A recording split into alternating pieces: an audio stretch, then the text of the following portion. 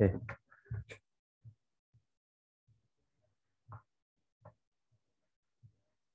ya, teman-teman semuanya, kita masuk ke materi keamanan sistem informasi.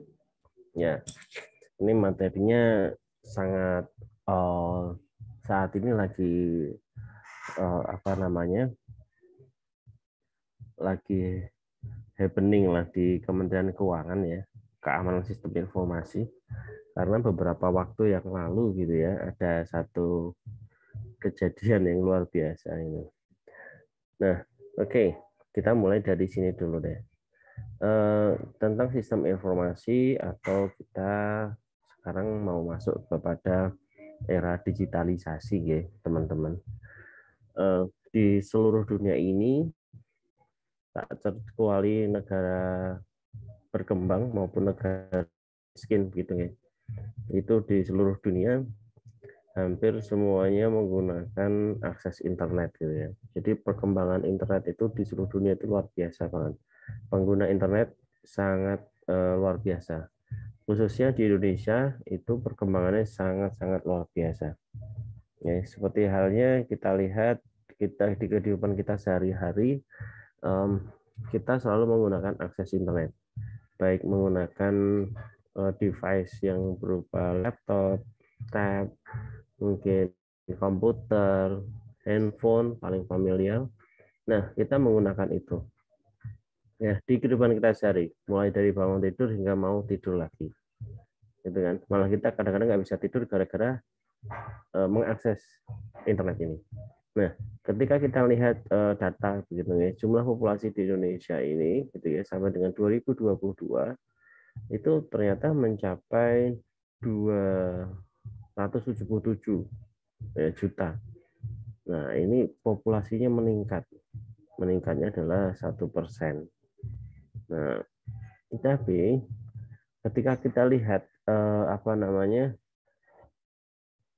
koneksi HP gitu ya, yang terkoneksi dengan internet itu sampai sekarang mencapai 370 juta. Nah, berarti ini artinya apa? Ini melebihi dari jumlah penduduk itu sendiri.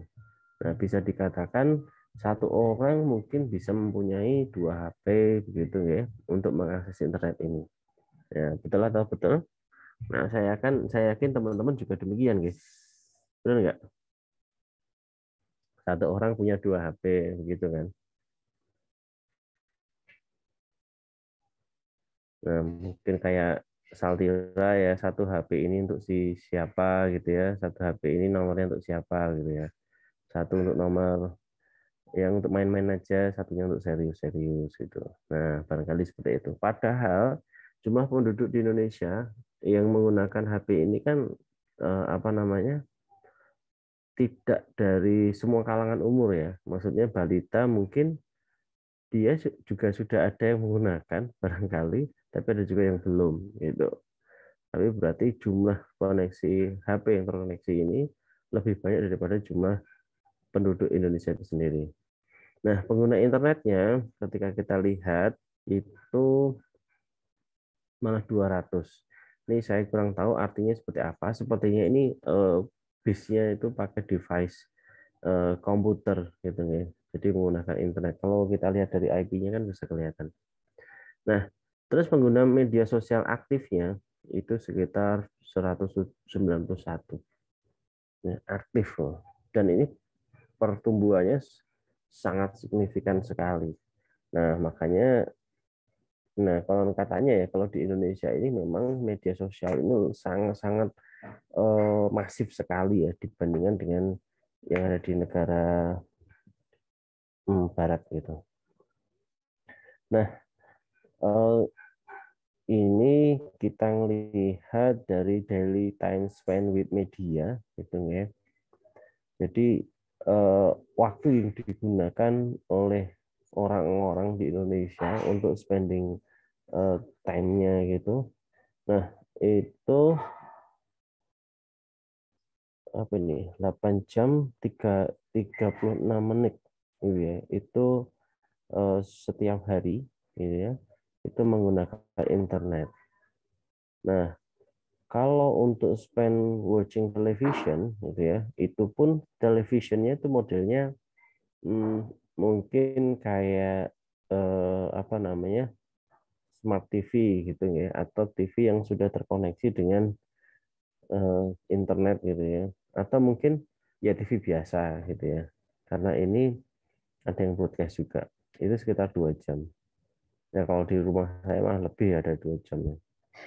Karena anak saya tidak menggunakan HP, HP-nya hanya untuk ngegame aja sama tabnya untuk gambar.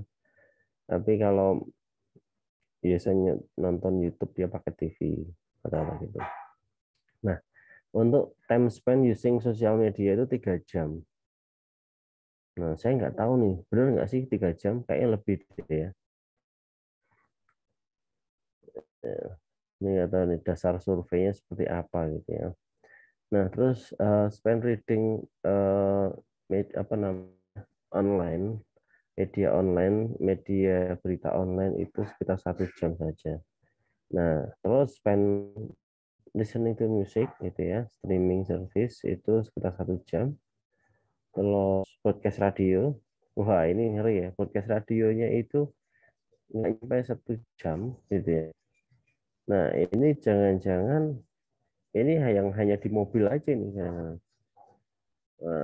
Podcastnya ini ya paling ya untuk apa ya? Kalau podcast ini untuk apa ya?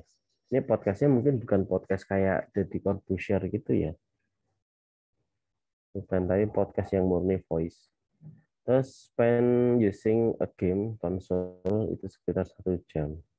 Nah, ini data yang diambil ya dari apa nah GWI gitu ya. Nah, tapi nggak tahu pengambilan datanya seperti apa. Nah, terus ini juga ada hmm, ini data dari Kominfo gitu ya, dari data-data juga. Rata-rata ternyata paling banyak itu ya, itu di Indonesia aktivitas online-nya itu ya. Ini mulai dari komunikasi pesan singkat tuh kayak WhatsApp, Telegram, dan sebagainya, Messenger, dan sebagainya. Nah, terus bermain media sosial, browsing informasi, streaming video musik, belanja, sekolah daring, ya, bermain game ya.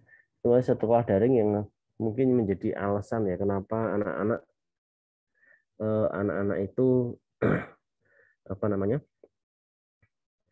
Anak-anak itu mau dibeliin HP oleh orang tuanya itu kan karena sekolah daring ya.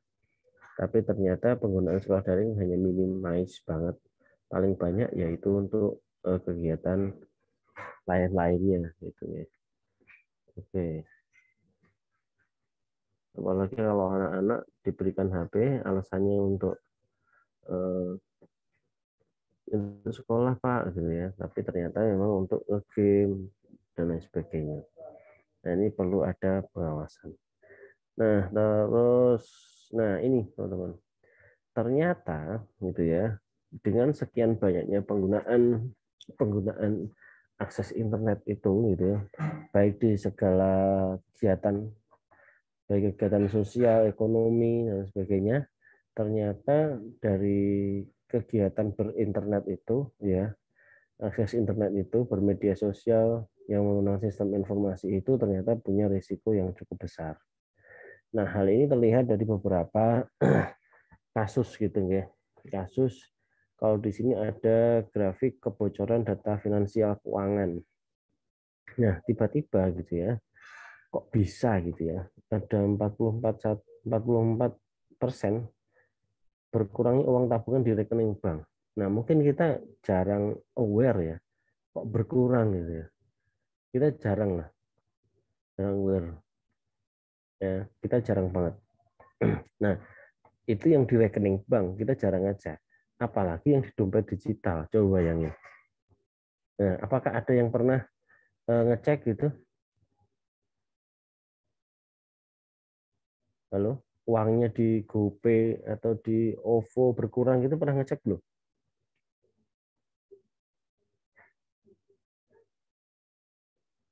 Pernah ngecek belum? Halo. Izin Pak, kalau saya tidak pernah Pak, kecuali kalau ingin berbelanja baru cek. Cek maksudnya cek ada duitnya apa enggak gitu kan. Iya Pak, Ya, tapi nggak pernah ngecek ya historinya ini keluar masuknya seperti apa, nggak pernah ngecek ya. Nah, tidak. itu teman-teman. Nah, ternyata saya pernah ya, dulu pernah ngobrol gitu ya, ngobrol sama driver apa namanya, gokar gitu ya. Gokar itu dia ngobrol gitu. Jadi lucunya dia tuh kok malah kayak ngomongin aibnya gitu ya.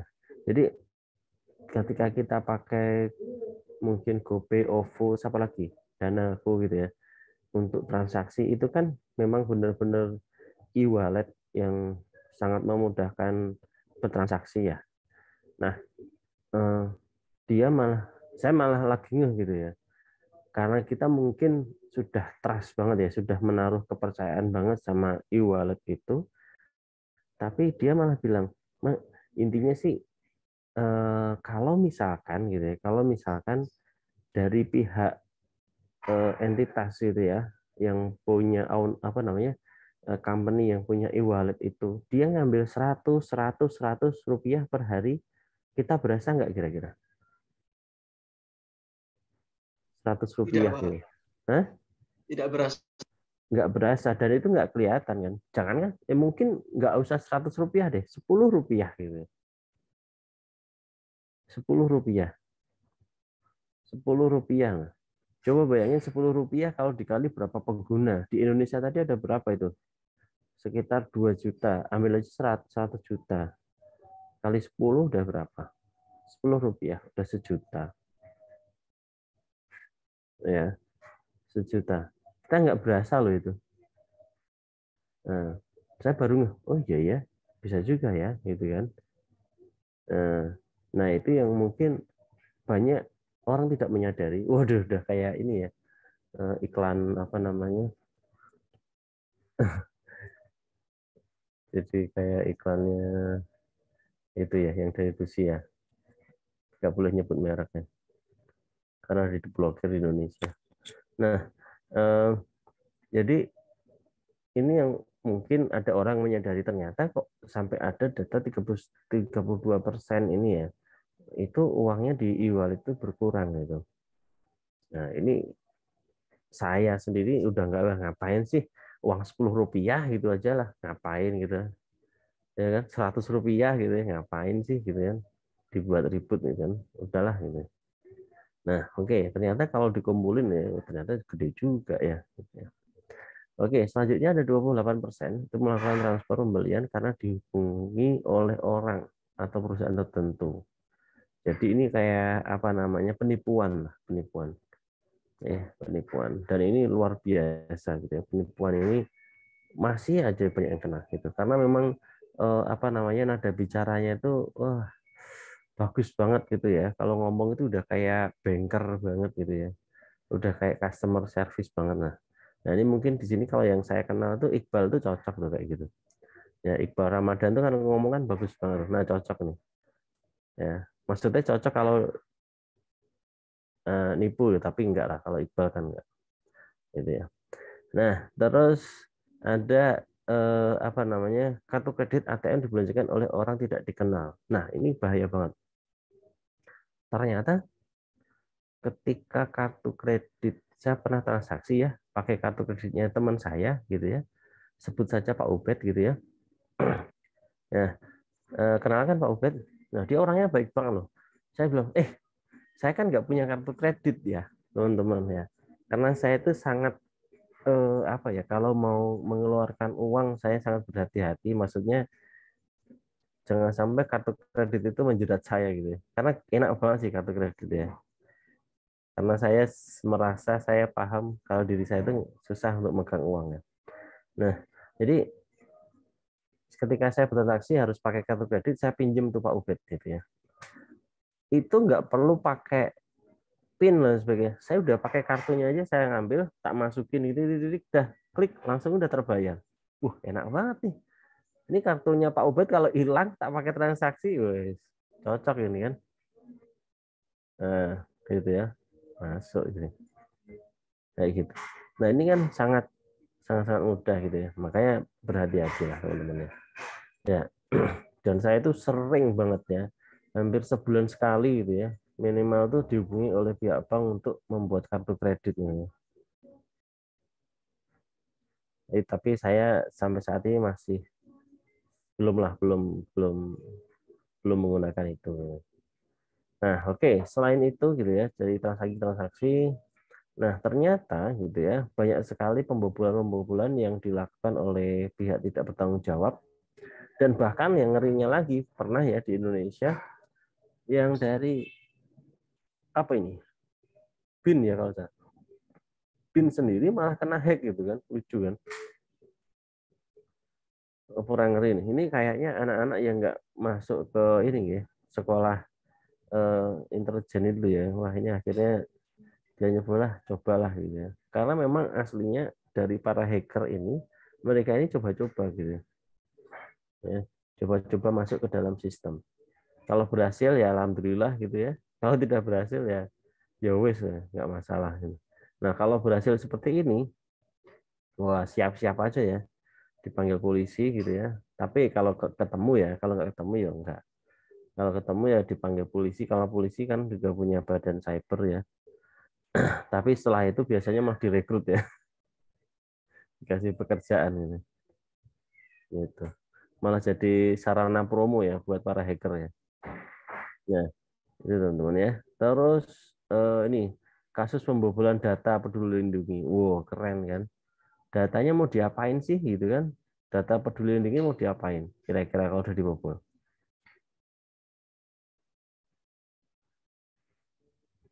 Dijual, Pak. Dijual kepada siapa? Jual.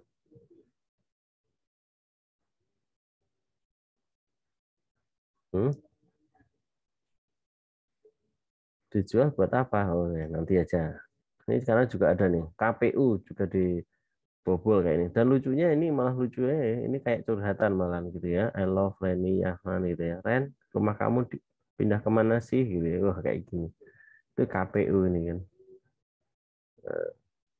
Nah, terus ada yang bobol ke Telkomsel. Padahal Telkomsel kan perusahaan IT yang luar biasa kan. Dibobol juga. Itu. Dan ini parahnya, ini kalau tidak salah di salah satu ini ya, data transaksi ya, data transaksi di salah satu perusahaan jasa travel ya, kalau tidak salah. Nah, ini datanya diperjualbelikan ini, teman-teman ya. Makanya nggak heran kalau tiba-tiba kita dapat apa namanya WA promo, kita tiba-tiba dihubungi orang kayak gitu ya. Nah, ini ya nggak salah gitu ya. Ya karena di situ datanya kita udah ternyata banyak yang bocor dan diperjualbelikan. Itu ya kasih dan sebagainya. Nah, terus ini juga DPR gitu ya. DPR juga pernah dibobol ya. Ini DPR harusnya Dewan Perwakilan Rakyat diganti Dewan Pengkhianat Rakyat. Itu udah sampai UI-nya aja dirubah loh ya. Nggak cuma di blok terus di apa namanya tidak bisa diakses tapi dirubah gitu ya. Ini kalau nggak detail ngelihatnya tuh gila ini seperti ini gitu kan. Nah, kalau ini kan dihack ya nggak bisa dibuka gitu. Nah, itulah bentuk-bentuk kejahatan yang ada di dunia maya, dunia digital ini. Nah, inilah kenapa perlu adanya sebuah sistem keamanan yang membentengi kegiatan dalam operasional sistem informasi. Nah, kalau kita lihat dari definisinya, keamanan sistem informasi itu bagaimana kita mencegah sebuah penipuan gitu ya, mendeteksi adanya penipuan atau mungkin kejahatan yang masuk ke dalam sistem informasi ini. Nah, sehingga sistem informasi ini akhirnya tidak mempunyai arti gitu ya. Seperti halnya tadi di blok gitu ya, di hack itu udah nggak bisa diakses, udah nggak punya artinya. Dirubah, dirubah isinya, nah, itu otomatis akan mengganggu isi yang seharusnya ada di dalam situ. Nah, kita apa namanya ulang aja begitu ya.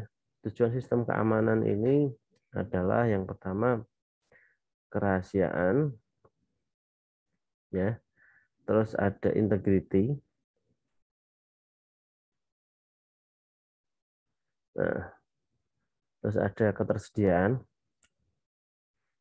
Terus adanya pengguna yang sah gitu ya. Nah, kerahasiaan ini informasi pada sistem komputer terjamin kerahasiaannya hanya dapat diakses oleh pihak-pihak yang diotorisasi. Nah, terus yang integrity ini adanya jaminan data gitu ya. Sehingga upaya orang lain yang berusaha merubah data akan segera dapat diketahui atau mungkin tidak dapat masuk untuk merubah data. Terus ada ketersediaan, jadi semua orang bisa mengakses informasi terhadap sistem informasi itu sendiri. Terus adanya penggunaan yang sah ini maksudnya otorisasi yang masuk hanyalah orang-orang tertentu yang punya hak untuk masuk ke dalam sebuah sistem. Selain itu tidak gitu ya. Nah, ancamannya gitu ya. Ancamannya adalah adanya interupsi gitu ya. Perangkatnya itu bisa rusak gitu ya. Jadi softwarenya itu rusak. Nah, ini kan akan merusak, akan mengancam aspek availability atau ketersediaan. Adanya modifikasi ya seperti tadi, jadi modifikasi isinya, akhirnya informasinya tidak valid lagi. Terus adanya interception gitu ya. Nah, ini diakses oleh pihak tidak berwenang. Seseorang yang tidak boleh masuk harusnya dia tidak boleh masuk gitu ya, tapi itu bisa masuk. Terus ada fabrication atau penyisipan objek palsu ke dalam sistem. Nah, sebenarnya gitu ya, ada ancaman sistem yang lain gitu ya. Adanya ancaman aktif, ada ancaman pasif gitu ya. Kalau tadi ancaman aktif mungkin seperti hal yang di sini ya. Tadi adanya pencurian data, penggunaan sistem secara ilegal, penghancuran dan sebagainya. Mirip seperti yang sebelumnya yang disampaikan oleh Sterling ini, interruption, interception, modification, replication. Tapi ada ancaman pasif. Ya, sebuah sistem itu juga punya ancaman pasif. Adanya kegagalan sistem, kesalahan manusia, dan bencana alam. Nah, ini menarik. Terkadang kalau yang aktif ini berarti serangannya dari mana kira-kira? Serangannya dari luar gitu ya. Kalau yang pasif ini serangannya bisa dari dalam, bukan karena serangan sih, karena kesalahan ya, kegagalan dari internal gitu ya. Dan ada force major atau hal-hal yang tidak bisa dihindari resikonya seperti bencana alam. Nah, makanya ketika untuk menghindari ancaman pasif ini banyak perusahaan yang mengelola ya, memanage cloud atau mungkin memanage sistem gitu ya, itu mereka memilih lokasi untuk menyimpan servernya di tempat-tempat yang aman dari bencana, baik bencana gempa bumi, kebakaran, kebanjiran dan lain sebagainya. Kalau bencana ini mengganggu maka selesai sudah gitu ya. Saya baru kemarin waktu sepedaan ya, pas weekend kemarin sepedaan di sekitar BSD sini, ternyata kantor yang terbaru yang di belakang Unilever itu dipakai untuk Traveloka gitu ya. Oh, di situ gitu. Nah, cuman saya mikir, ini Traveloka servernya mau di sini atau di tempat lain nih gitu kan. Karena memang di sekitar BSD itu secara keamanan bagus ya. Bagus, kebetulan lokasinya tidak di pinggir BSD tapi lumayan di tengah. Kontrolnya aksesnya gampang, kalau kebakaran aksesnya gampang, semuanya sudah bagus lah. Keamanan dari kebakaran, kebanjiran bagus. Cuman nggak tahu kalau dari earthquake ya, dari bencana begitu gempa bumi. Gitu. Cuman teman-teman, saya dapat info menarik ini ya. Dapat info menarik.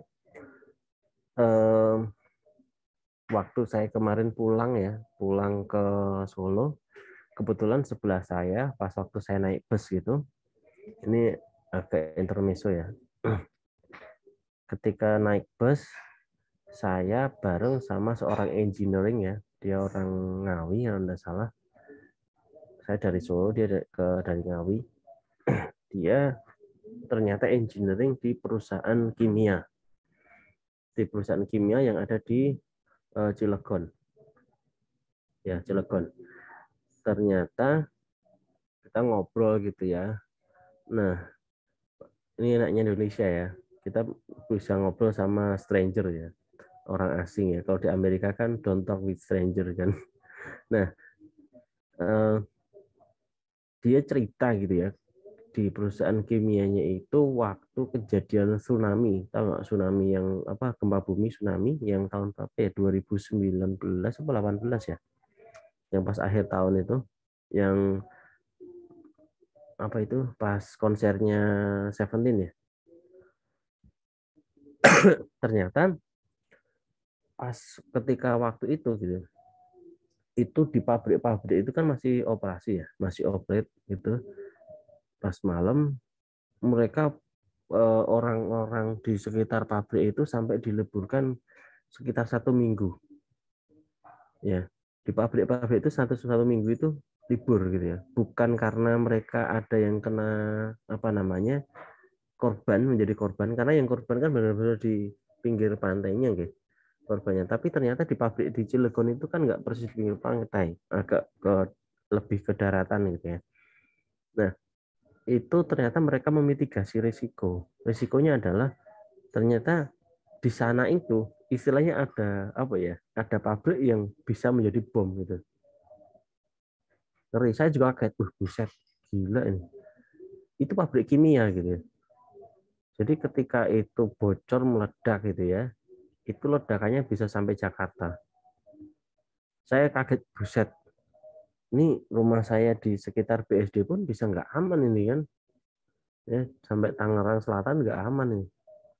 Karena Jakarta aja itu perkiraan sampai Jakarta. Makanya ketika waktu itu karyawan diliburin seminggu dan karyawannya dipulangin ke rumah masing-masing. Makanya yang kenalan saya itu dia pulang ke Ngawi gitu ya.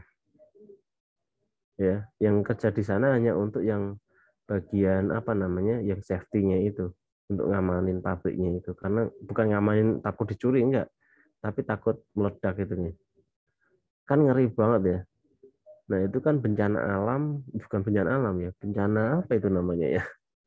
Yang bencana alam yang bisa mengakibatkan bencana lainnya. Nah, mungkin teman-teman pernah ya, eh, hmm, waktu kejadian apa ya, yang di negara apa ya, yang meledak itu, pabrik kimia yang meledak itu loh. Chernobyl bukan Pak? Hah? Chernobyl. Yang barusan ini loh. Ya, saya masih ingat.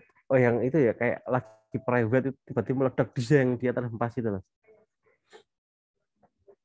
Ingat gak? Di negara mana ya? Itu gara-gara bahan kimia juga kan? Di Slovenia ya, Pak? Slovenia ya?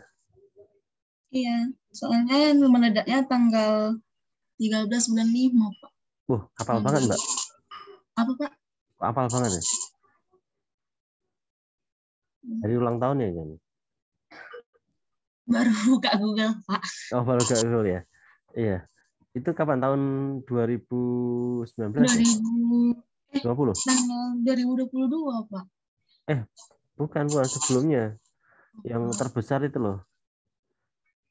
Nah, itu bisa kayak gitu loh. Iya ya. Saya mikir gila juga nih. Nah, itu kan menjadi ancaman. Makanya kemarin ketika ada satu kantor di situ, kan ada kantor Unilever, itu mesti Unilever, terus ada Traveloka ya. Saya bilang aja lah Traveloka, itu di sini BSD ini. Itu servernya di mana ya taruhnya ya? Apa di sini atau di apa namanya? Di cloning juga di luar sini ya. Biasanya kalau di Kementerian Keuangan itu satunya di Banteng, cloningannya itu dulu pernah mau di cloning di PKN Stan ya, servernya. Terus ada yang ditaruh lagi di Kalimantan, gitu ya. Kalimantan ya, bukan di tempat mantan, bukan di Kalimantan. Nah, gitu. Karena di Kalimantan lebih safe ya dari bahaya gempa bumi. Nah, ini yang perlu jadi perhatian untuk kita. Nah, terus ada kesalahan manusia ini juga sangat urgent ya. Nah, nanti kebetulan tadi pagi gitu ya, tadi pagi banget saya buka di OA ya, mesin presensinya, sistem informasi untuk presensinya, bukan sistem informasi ya, hampir semua kegiatan kepegawaian di Kementerian Keuangan itu kan buka OA ya. Itu sekarang kita dikasih apa ya? Kalau warning kan kasar banget ya, kasih inilah informasi untuk lebih safe menggunakan sistem informasi gitu ya. Karena nah kemarin gitu ya, beberapa saat yang lalu tuh OA-nya itu dihack ya, teman-teman. Ternyata OA dari Kemenq itu dihack gitu. Jadi presensi nggak bisa buka-buka aktivitas di OA itu nggak bisa. Gitu. Oke. Nah, itu teman-teman cerita ya. Nah, terus kalau menurut David Eickhoff itu, tadi sama ya tentang fisik ya, physical security. Terus keamanan berhubungan dengan orang, barangkali kita sering kan, misalkan kayak bukan sering ya, tidak sengaja misalkan HP kita dipakai oleh orang lain gitu kan. Nah, atau mungkin dicuri itu kan sangat berbahaya. Terus ada keamanan dari data dan media serta teknik komunikasi, terus keamanan dari operasi itu sendiri. Nah, untuk aspeknya ya terhadap keamanan informasi itu kita sering dengar namanya Triangle apa namanya ya, Information Security Triad ya. Nah, itu intinya adalah confident. Yang kita jaga adalah kerahasiaan, ketersediaan, kelebihan tadi, ketersediaan, terus sama integritinya. Ini sama seperti yang pendapat yang sebelumnya, hampir mirip. Jadi aspek keamanan ini menjamin kerahasiaan data atau informasi, terus ada ketersediaan informasi itu sendiri, gitu ya. Terus ada integrity, jadi informasi itu benar-benar valid. Nah, ini yang paling pokok gitu ya, yang harus dijaga gitu ya. Jangan sampai ini bobol. Tapi sekarang semakin berkembang, ternyata banyak sekali hal yang harus di-secure gitu ya, harus di apa namanya? Harus dijaga gitu. Tapi paling tidak ada 3 ini. Gitu ya. Nah, terus klasifikasi metode penyerangannya ada intrusion, ada denial of service, ada joinder, ada vandal, ada hijacking, macam-macam ya, teman-teman. Terus cara pengamanan sistem informasi ini salah satunya ya, salah satunya. Nanti saya minta teman-teman diskusi ya, diskusi di situ karena setiap sistem informasi mungkin ada cara pengamanan sistem yang berbeda-beda. Nah, yang pertama paling tidak ada pengendalian akses. Nah, pengendalian akses ini ketika akses ini harus ada beberapa tahap ya agar dia bisa masuk atau apa ya, ada rules ya, orang yang punya rules untuk masuk ini dialah yang bisa apa namanya masuk, benar-benar masuk ini. Caranya adalah dengan identifikasi pemakai, terus ada pembuktian keaslian pemakainya, ada otorisasi pemakai. Nah, identifikasi pemakai ini biasanya kita bisa menggunakan password begitu ya, atau mungkin sekarang pakai sidik jari, atau sekarang pakai retina ya barangkali ya. Nah, cuma itu untuk device yang lebih pro ya. Nah, terus bukti keaslian pemakai gitu ya, itu mempunyai apa namanya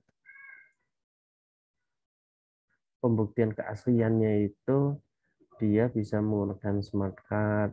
Kalau sekarang token ya, atau mungkin sekarang namanya kita pakai Google Authentication. Ya, kalau ini sekarang OA itu juga sekarang pakai Google Authentication. Jadi siapa yang masuk itu ya harus terautentikasi. Ya, kita menggunakan Google Authentication. Ada yang pernah pakai? Belum pernah ya. Jadi dia akan memberikan nomor token, istilahnya token ya, untuk referral pin gitu, masuk ya. Kita harus daftar dulu, nanti masuk, nanti kita setiap mau akses kita harus mempunyai nomor autentifikasinya. Oke. Terus ada otorisasi pemakai, mereka baru bisa diberikan hak ya, wewenang untuk mengakses, tapi aksesnya harus sesuai dengan rules-nya masing-masing gitu ya. Oke, terus nah kalau ini kita pakai standar ya, nanti silakan baca sendiri standar manajemen keamanan informasi, di mana standar ini biasa dipakai ya oleh company-company untuk menjadikan sistem informasi mereka sebagai sistem yang secure. Nah, ini salah satu info terbaru ya, info terbaru yang tadi pagi ya. Saya cek gitu ya. Aman berinternet. Cara aman beraktivitas internet di lingkungan Kemenkeu. Nah, ini salah satu bentuk apa tadi? Ini loh, menghindari kesalahan manusia. Ya.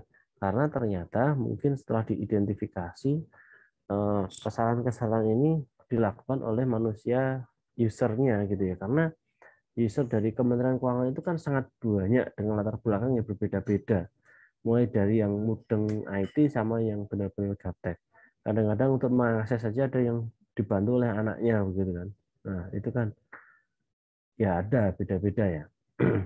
Nah, terus ini aman berinternet gitu ya. Ini diminta untuk hanya digunakan browser terpercaya dan terupdate. Nah, browser terpercaya dan update itu apa kira-kira? Browsernya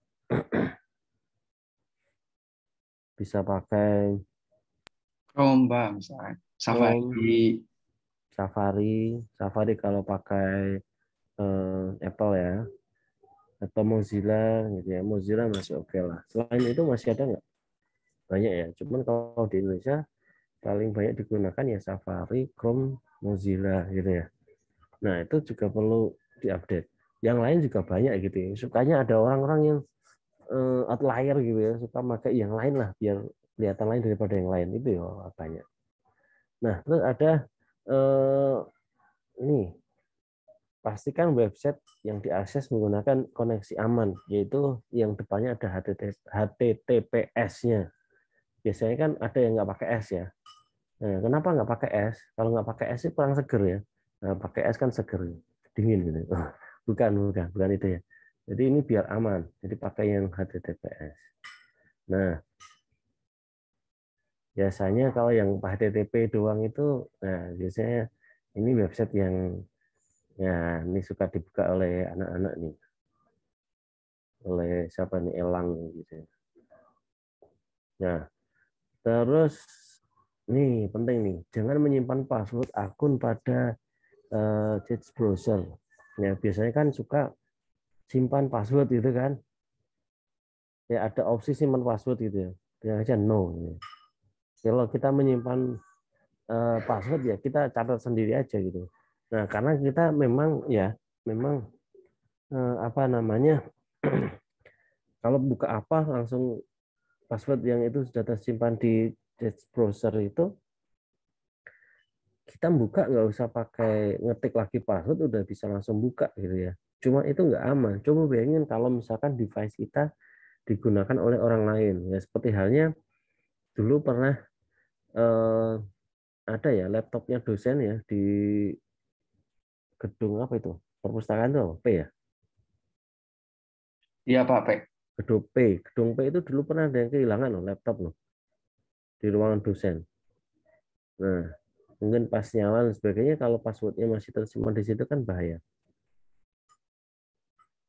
Ya, bahaya banget. Nah, itu sangat tidak dianjurkan gitu ya. Terus jangan lakukan klik pada link yang mencurigakan. Nah, ini. Cuman kita nggak tahu link yang mencurigakan itu seperti apa ya? Seperti apa kira-kira teman-teman?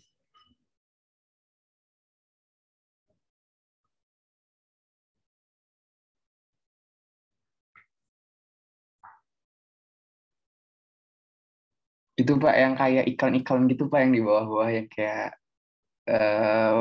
penyakit gitu atau enggak panjangkan suka kayak gitu Pak. Oh, ini kenapa iklannya kamu kayak gitu ya? Oke, mesti memanjangkan umur gitu kan, gitu ya. Ya, berarti kan ini untuk orang-orang yang peduli kesehatan gitu. Nah, apa namanya? Nah, ini biasanya itu kan biasanya masuk ke dalam itu ya berita begitu ya, atau mungkin di sosial media kita. Tapi ketika kita, waduh, itu susah sekali untuk keluar dari situ. Nah, itu sebenarnya nggak usah banyak diklik begitu ya. Nah, terus berikutnya adalah hapus kiriman email dari alamat yang tidak dikenal. Nah, itu biasanya masuk ke mana tuh?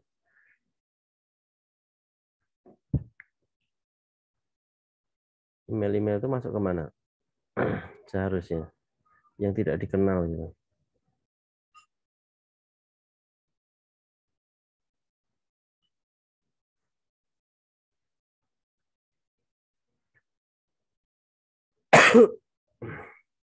Ke spam ya Pak? Ya, kan seharusnya masuk ke spam ya. Tapi ternyata dari apa namanya email itu sendiri tidak mendeteksi bahwa itu adalah spam gitu. Malah kadang-kadang email yang seharusnya masuk ke kita itu malah masuknya ke spam gitu. Nah, itu kan malah jadi lucu kan.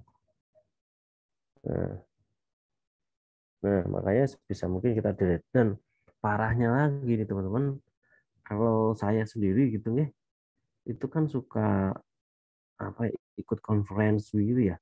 Ikut conference kita ngasih alamat email gitu. Ternyata alamat email itu parahnya itu diperjualbelikan loh. Nah, itu kan ngeri ya. Kayak kemarin teman-teman misalkan ini ya. Ini teman-teman yang kemarin ikut acara sembada siapa ya? Jadi panitia sembada. Itu kan kita mempunyai data email dari banyak dosen di Indonesia ya. Wah, ternyata itu bisa diperjualbelikan juga loh. Ya. Iya, saya punya. Siapa mau beli ya? Nah, gitu. Nah, itu ada itu ya. Ternyata wah kayak parah banget nih. Ternyata saya tuh sering dapat kiriman gitu. Oh, kok dari mana mereka dapat email saya gitu kan. Saya curiganya yaitu ada jual beli data ya, baik itu via conference atau mungkin via tadi ya aplikasi-aplikasi yang bocor datanya itu bisa juga kayak gitu. Tapi kalau tentang apa nah kok tahu ini tentang jurnal-jurnal ilmiah berarti ini aksesnya bisa jadi dari conference ini. Gitu kan. Nah, terus diminta hanya install aplikasi atau software dari Kemenkeu atau dari situs resmi. Nah, enaknya tuh ini nih di Kemenkeu nih. Kalau sebenarnya kalau pakai laptop bawaan dari kantor gitu ya, itu mau install aplikasi apapun itu harus lapor dan akan diinstalkan oleh pihak IT-nya Kemenkeu gitu ya. Seperti halnya saya seperti ini ya. Ini laptop yang saya pakai itu kan laptop dari kantor ya. Nah, itu kalau saya mau minta aplikasi yang di luar bawaan gitu ya, mau nambah-nambah gitu, saya lapor ke IT-nya dulu nih gitu ya. Ya saya beli sendiri pun juga begitu karena mau ditanamin di situ nih. Tapi kalau beli sendiri biasanya pakai laptop sendiri ya. Nah, itu diinstal sama dia gitu ya. Diinstal sama dia biasanya pakai apa namanya? Remote gitu ya. Jadi saya buka remote-nya, mereka nanti langsung install secara jarak jauh. Kayak gitu. Nah, nanti setelah itu di close lagi, pakai kunci mereka lagi. Jadi kita udah kalau mau install tinggal minta aja. Nah, terus amankan dari antivirus berlisensi dengan signature update. Nah, terus apa namanya, blokir iklannya ya seperti tadi nih, termasuk untuk blokir iklan-iklan yang Iqbal sampaikan tadi ya, memperpanjang terus apa tuh yang sakit-sakit ya itu. Nah itu hati-hati. Nah terus pastikan OS-nya pada perangkat desktop, laptop, mobile selalu terupdate. Nah ini yang menjadi perhatian kita. Karena apa? Ketika OS-nya terupdate itu biasanya sudah ditanam sistem keamanan yang lebih update pula. Nah terus jangan gunakan free VPN. Selalu gunakan trusted official VPN ya. Kalau kami ya dari Kemenq ini kita pakai VPN-nya Kemenq gitu. Nah, VPN buat apa sih VPN? Nah, teman-teman mungkin banyak yang tahu ya.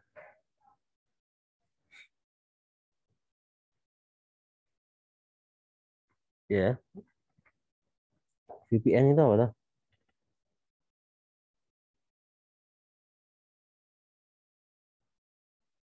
Biasanya untuk mengakses apa ya? Kalau pengalaman Iqbal dulu kalau misalkan pakai VPN itu bisa buka website dari luar negeri, atau nggak kalau nonton Netflix bisa nonton film-film dari luar, Pak, yang nggak tersedia di Indonesia. Ya, biasanya VPN itu sebenarnya dia mencoba apa ya, pakai jalur khusus gitu ya. Website-website yang biasanya tidak bisa dibuka gitu ya, pakai jalur biasa gitu. Nah, itu. Ini yang cowok-cowok itu banyak yang tahu. Ini kan yang ketawa-ketawa tuh siapa tuh? Saltira, ini kayak pengalaman nih. Pakai VPN, elang ya. Kalau Iqbal tadi ngakunya Netflix ya, nggak tahu deh yang lainnya. Oke, terus jangan mengakses free wifi. Nah, ini nih, free wifi. Ini bahaya juga ternyata teman-teman ya. Ya, kalau free wifi ya namanya juga free ya. Sekarang itu enak banget loh, di KRL di setiap stasiun itu udah free wifi loh ya, dan ngebut lagi wifi-nya. Nah itu juga, wah kalau kita kan seneng banget ya yang free wifi, wah keren banget, seneng banget itu kita akses, ternyata itu bisa jebol juga dari situ. Nah kalau misalkan di itu co-working space itu masuk free wifi nggak? Enggak ya, kita bayar ya. Ya kalau kita mau kerja, mau ngerjain sesuatu, karena saya pernah lihat ya anak-anak stan itu kadang-kadang nongkrong di mana tuh, di BP gitu ya, di apa ya waktu itu ya, Ciko ada nggak sih, saya lupa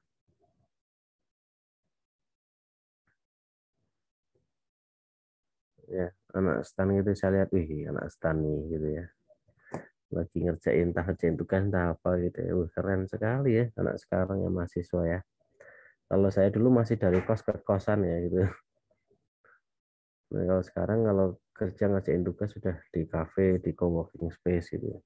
Nah itu hati-hati dengan free wifi-nya. Terus yang terakhir, bersihkan history browser, cookies, dan temporary file secara berkala. Nah ini penting. Oke, itu teman-teman beberapa treatment yang bisa dilakukan gitu ya di dalam menjaga keamanan gitu ya. Nah kita sendiri, kita mungkin titik beratnya pada ini teman-teman, karena kita bukan orang IT yang mungkin bagaimana membuat sebuah sistem keamanan yang bagus begitu ya saat ini ya. Tapi kalau besok Anda tertarik dengan dunia digital seperti ini, Anda ingin menjadi seorang developer, ya monggo silahkan di dikembangkan lah gitu ya, dikembangkan. Nah kalau paling tidak kita semua nanti bisa menjadi seorang operator, dan seorang operator pun ya itu harus bisa menjaga keamanan dari internet kita ya, sistem jaringan internet kita. Oke teman-teman, nah sekarang saya minta teman-teman berdiskusi nih teman-teman ya. silahkan. Ini kan ada 7 opsi ya. Monggo silahkan pakai yang lain juga boleh.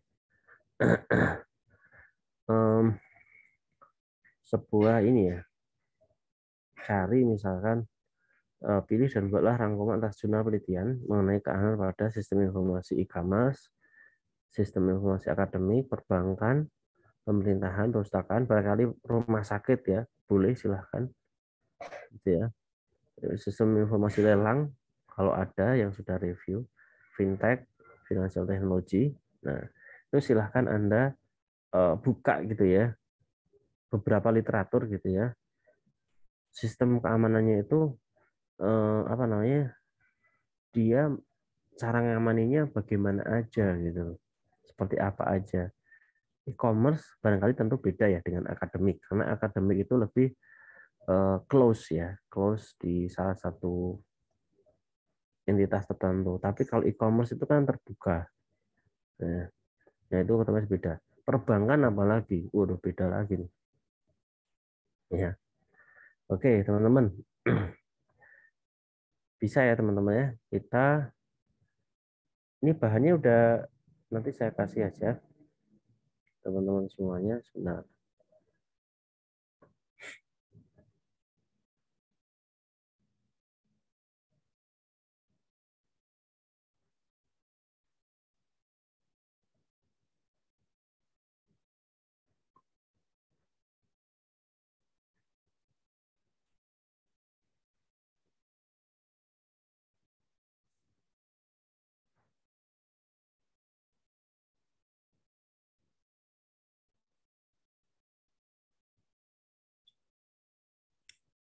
Nah, ini sudah saya masukkan ya ke apa namanya chat room bahannya tadi. Silahkan. Ini saya bikin teman-teman kemarin 5 kelompok ya. Kelompoknya sama aja nggak apa-apa, boleh. Nah, silahkan. Ini saya bikin 5 breakout room. Silahkan diskusikan, cari jurnalnya. Nanti mohon dipresentasikan ya. Setelah ini presentasikan, saya kasih waktu berapa menit kira-kira nih. Setengah jam cukup lah ya. Nanti kan bagi-bagi tugas ya. Ya intinya apa aja sih? Sama nggak sih antara satu entitas dengan entitas lain? Maksudnya satu lembaga dengan lembaga lain atau satu penelitian dengan penelitian lain itu cara pengamanannya sama nggak sih gitu ya, analisisnya. Ya, oke. Nanti barangkali sampai jam 9.15 ya, jam 9.15 kita nanti balik lagi ke main room. Nanti silahkan untuk dipresentasikan hasil diskusinya. Oke, gitu aja teman-teman ya. Monggo silahkan masuk kepada room masing-masing.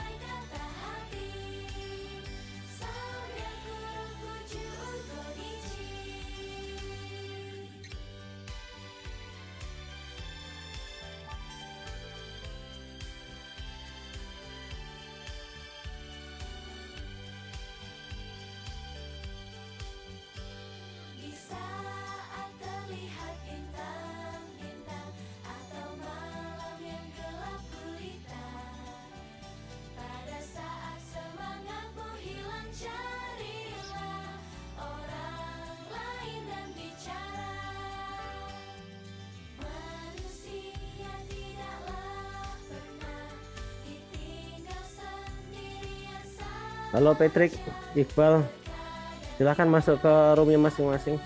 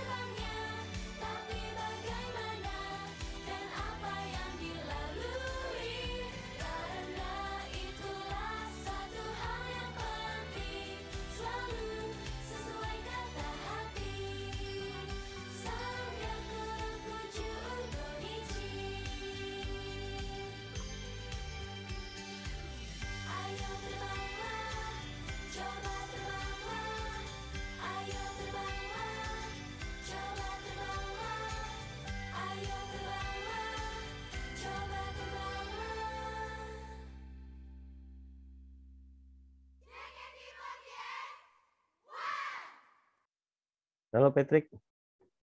Halo Patrick.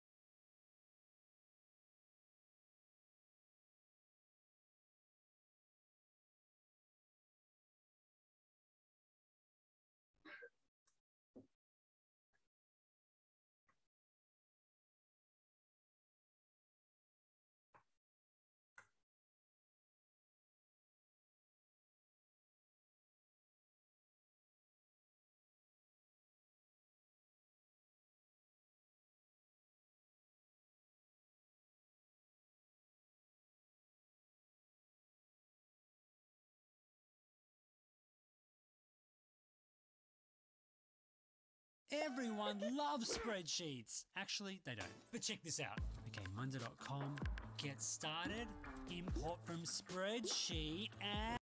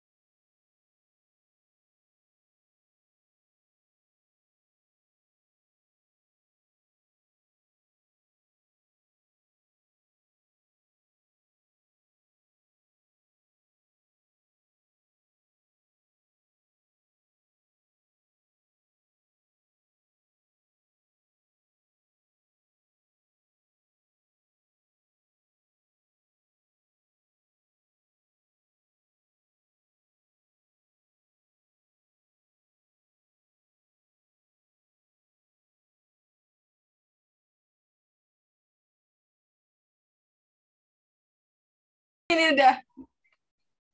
Oh, ini. Patrick, stop recordnya. Hmm?